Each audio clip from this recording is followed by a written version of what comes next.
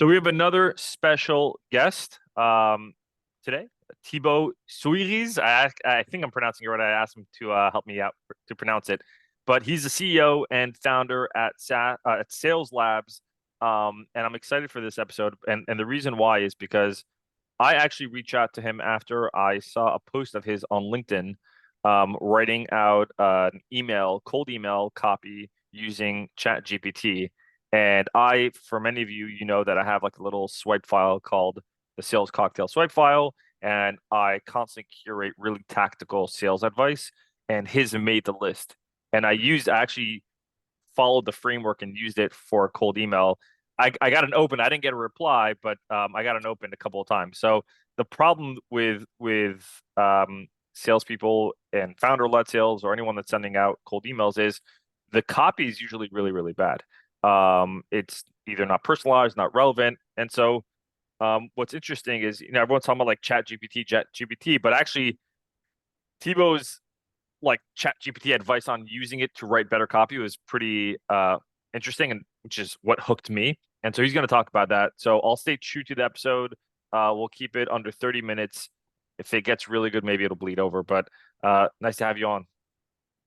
Yeah, thanks for having me, Mark. Really, really glad to be to actually have made it to the podcast and also to your list. So that's pretty cool to see that. So yeah, you want me to jump in and tell you Yeah, everything about that? jump in. So yeah, jump right in, and then Yeah, me, I'll jump in with questions. sure. So I'll start by saying, around cold emailing and ChatGPT, I've been trolled a few times actually on LinkedIn. It didn't happen too much, but some people are just, basically like really mean with me because they're like, oh, this is stupid, I don't like ChatGPT, whatever. So I feel they are threatened a bit by that. And one thing that's really important to understand is that it's not a tool to replace you, to kind of like ask it to do stuff for you. It's really a tool that you have to educate, just like you would train someone. And once it's educated well through prompts, we call that, then you're going to have some really great results. So I actually have a 5-step process I use mostly around copywriting and, finding some really good kind of like text and content you can write.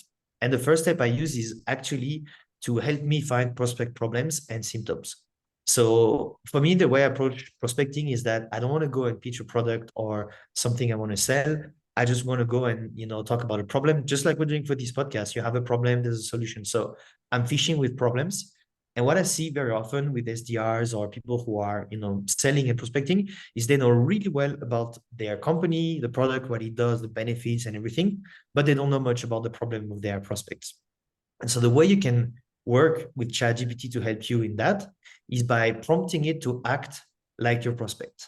So a prompt, I'll read it, it's going to sound like that. It could be act like prospect name, who is like job title of a specific company, and list your top 3 challenges for 2023, bullet point and concise answers only.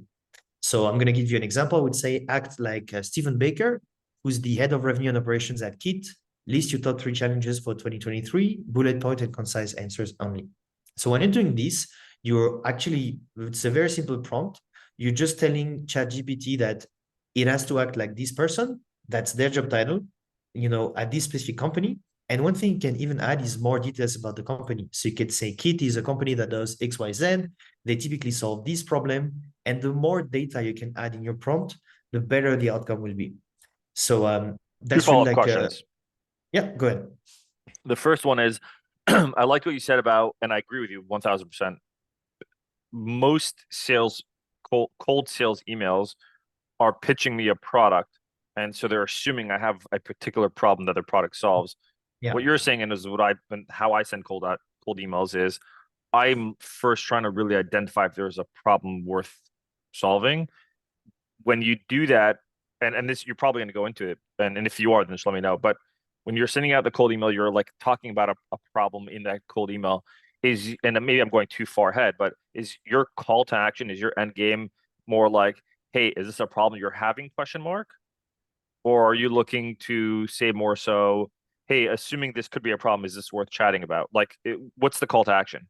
And again, I may be So, going fast forward here for a minute.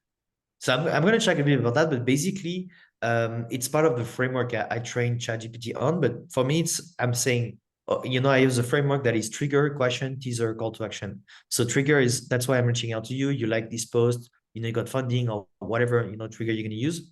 Then I'm asking a question. And I'm sure you know about George Brown. He talks about illumination questions. Something a bit similar here, where I say, how do you avoid or how do you prevent this specific problem from happening?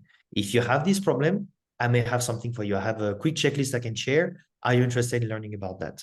And that's really the call to action for me. Is not, do you have a problem? Let's talk about it. But more, if you are faced with this specific situation, I may have something for you, but you have to go and simply answer to get it. I call that the Netflix effect. I've been watching. With my wife, we have a little baby who's 9 months old. I think you also have a little kid. I I've have seen that. three kids. Yeah. And yeah. So when when he's in bed, we finally have time to watch Netflix. And we like to binge watch some series like Love is Blind or all these trashy. I mean, she wants to watch Love is Blind. No, I do actually.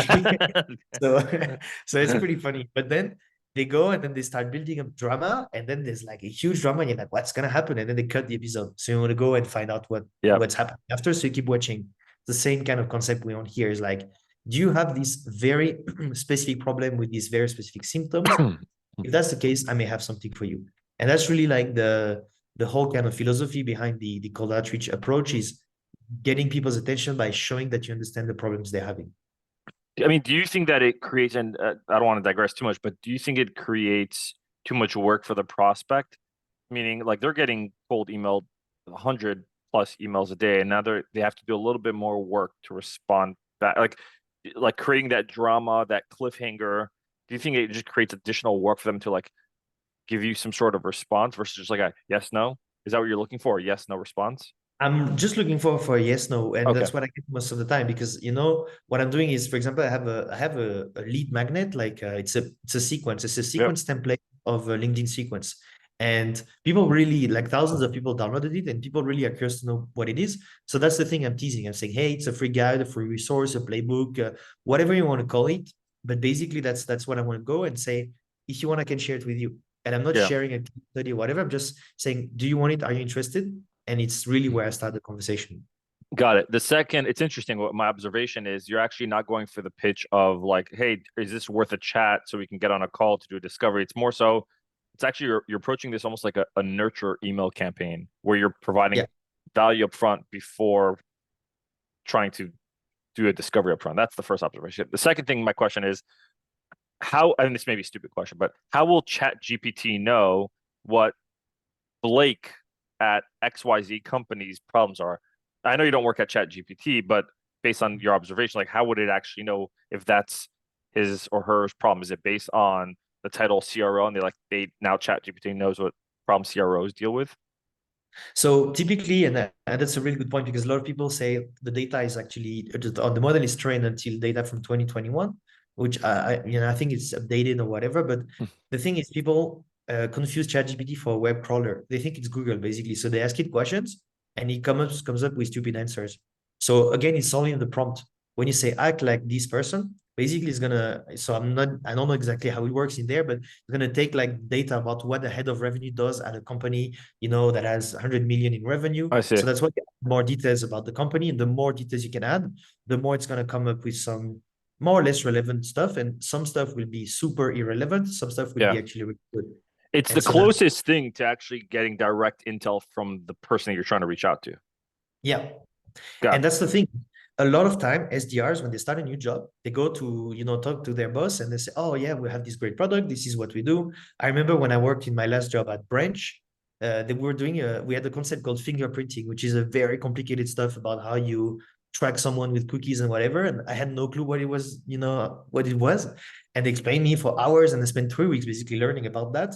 And then I would go to customers and regurgitate this thing, and they were like, yeah, but I don't know about your stuff. I don't care. And so it. that's the thing is by doing this, you can take whatever note you have in your CRM, whatever knowledge you have about your customers, and you can put it in there.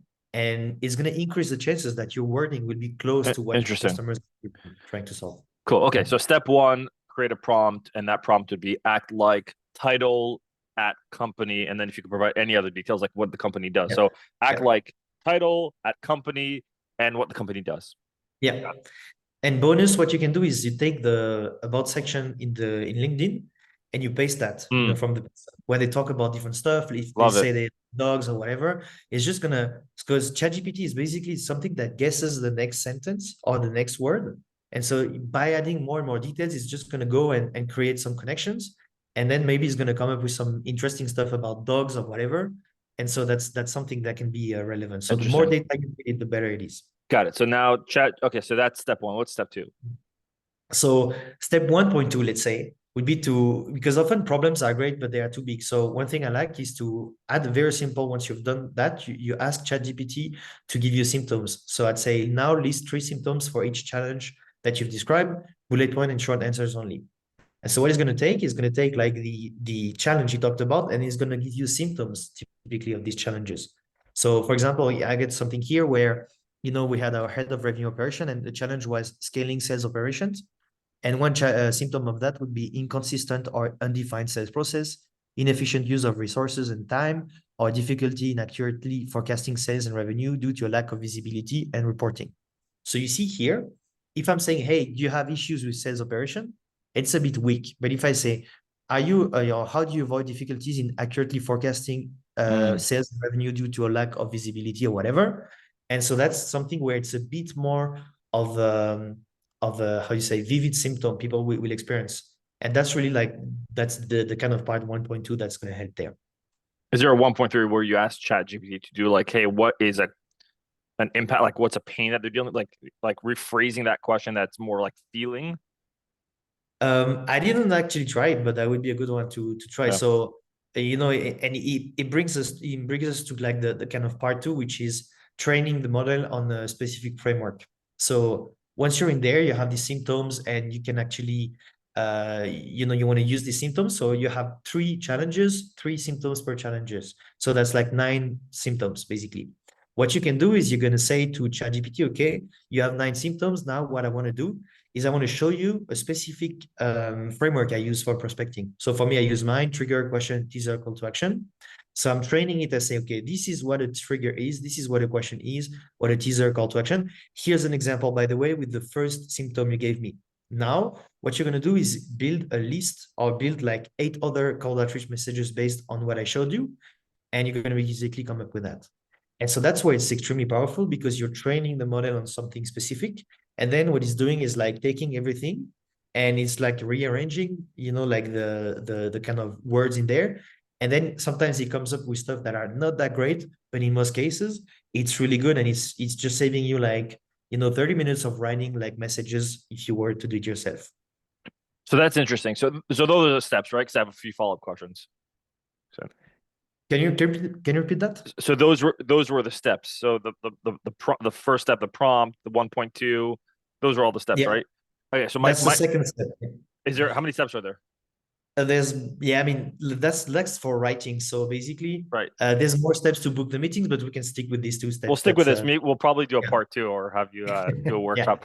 But I wonder because I try to look at my spam folder once a week on purpose because I just want to see yeah, like maybe anything resonates, and if I find anything that catches my attention, I'm now stopping my day to read it.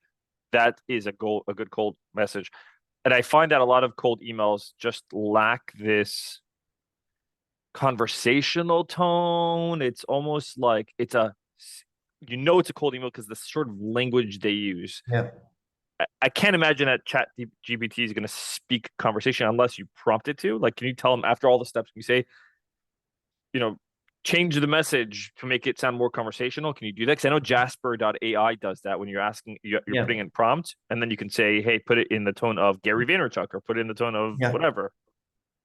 Yeah, I mean, you can do it this way. The one really good tip, and that was really a good thing. So whenever you go and you receive a cold email and you stop and open it and read it, save this and maybe do a folder, and then just like save it. What you can do is try to understand what's the structure of it, then templatize it. So basically, you change whatever is like specific to this email, and then you feed it to ChatGPT. So that's the same with email subject lines. When you have Okay. a subject line that make you open it, save it, templatize it, and feed the AI with that. And that's really the idea, is that you don't want to go and ask the AI, say, okay, now be more funny or do a great job. Or whenever you say you go to ChatGPT and say, do a cold email to sell this, it's going to always say, hey, more. I hope this email finds you well. Right. And then you have the shitty stuff that we all see because that's basically what it's trained on. It goes on HubSpot, like on the blog posts that are Right. SEO driven, and it just feeds off that. So it's really about feeding Interesting. it what works.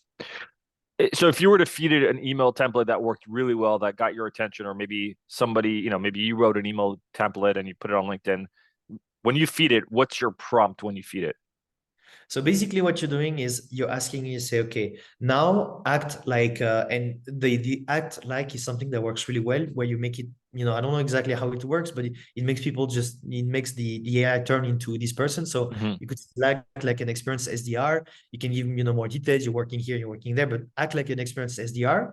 And now what you're going to do is follow the framework I'm going to show you. So you show the framework, you explain it, you show an example, and then at the end of it, you say, and now based on the 9 symptoms you actually found in the previous conversation or above, go and follow the framework I showed you and generate these kind of 9 emails. And basically, what it's going to do is going to take these and it's just going to go and generate the output in there. Yeah, but I'm saying like, so if you have like the template, right? Like I find a cold email template in my email. I'm like, wow, that's really good. And like I already imagine like I already prompted ChatGPT to do like the symptoms and the sequences. I'm like, all right, but this sounds really like every other cold email, but I want to change the tone of it. Do I then prompt it after all that? Like now Yeah. rewrite this using a template similar to this, and I just pop it in. Yeah, so basically, whenever it's generating that, you can ask it to rewrite with a different tone. Mm, And one thing I would say is, I wouldn't say, "Hey, use Gary Vaynerchuk the tone or whatever," because it's going to be trained again on what right. Gary Vaynerchuk said or whatever until 2021. But one thing you can do is again, you have to train it with even more details. So I'll give you an example. There's Will Alred. He today talked about a post about tentative tone, which I think is really great, where you say, "Hey." He was mentioning if you use HubSpot or he went mentioning that you use technographic to say, I know you're using HubSpot, so you should use that. But in most cases, it's not true. So it's like, am I wrong to think that you're using HubSpot? So you're Mm, basically using what we call tentative tone. So you train basically again, it's all about training ChatGPT with interesting. this specific tone and ask it to kind of rewrite it with this specific tone. Very interesting. Very cool. I'm for sure gonna have you as a part two because this is really cool, fascinating. So I like I said in the beginning, I like to stay true to time. So we're at time. Is there any last sort of tip for somebody, tactical tip? And if not, feel free to like plug yourself in. Where can they find you? So one kind of word I want to say is that whenever you see ChatGPT, you may be tempted to be like, okay, it's either going to replace me or whatever. As you see, people who use ChatGPT to replace their job just do a terrible job. So Mm, it's not working like that. So one thing is think about it as like your own personal assistant, and you can train the own personal assistant. And so it's really about training it with what you want it, and then it's going to help you save a lot of time, give you like good ideas from brainstorming. But that's really about that.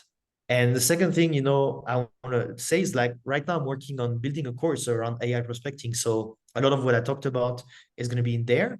And I was thinking, it's already in pre-order. So I did like a 20% discount for people who actually want to go in there. So just go and type FDTC. I'm going to share the link with you more so you can put it in the show notes or whatever. yes, Uh, yes. yeah, but basically just put there, you get a 20% discount. And it's everything I talked about plus a lot more things tactical. And if you're interested in trying to use AI to book more meetings, that's where you can go. Send me the link and I'll put it in the Yeah, description below, and they can and I'm sure once they click the link, they'll be able to find you as well. absolutely. Yeah. This So is yeah, this was great. Thank you. yeah, and yeah, thanks for having me. And that was really cool to share that with you. Yeah.